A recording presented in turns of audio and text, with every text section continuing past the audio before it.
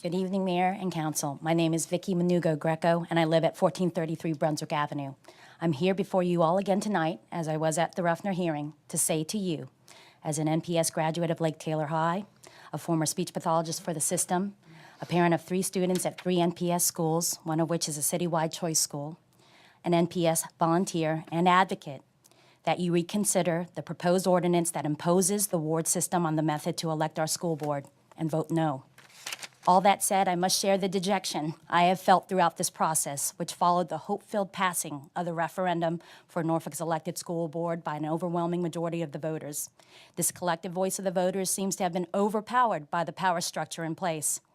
To hear a council's regrettable discussion at your last work session, which concentrated on all the things that separate and divide us as stakeholders for our city and school system, to hear that public comment for at-large has fallen to deaf ears, and for a councilman to say public input is not necessary since it's the decision of council, the very representatives that we voters have placed in the office, and to learn this morning that I couldn't sign up to speak to the 2 ordinances on the agenda because the office staff of the city clerk told me the council had decided there were to be no more public hearings on this matter.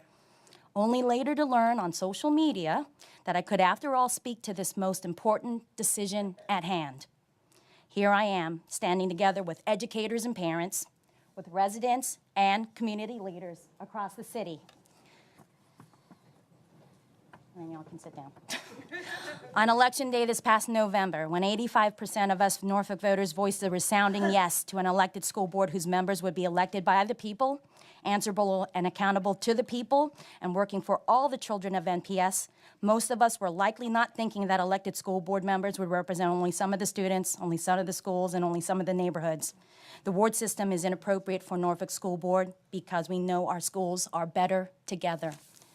We do not need infighting and ward politics to be layered on a system that's already in crisis. We need a system that will provide stable, unified governance that will work for excellent public schools across our city. We need a system that is responsive to each voter, not a competitive board that looks to take care of one neighborhood while wearing blinders and earplugs to the needs of the students across the system. The experiences of NPS under the appointive board demonstrate clearly that we do not need a board that has allegiances to ward politics that maintain the status quo of failing schools, but instead a unified board that favors policies aimed toward academic improvement and achievement for all students. We're better together. The voters have demanded change. They've demanded accountability. And that must be provided to them in the form of a school board that is accountable to every voter. A ward system will not provide that and should not be considered. No wards. We're better together.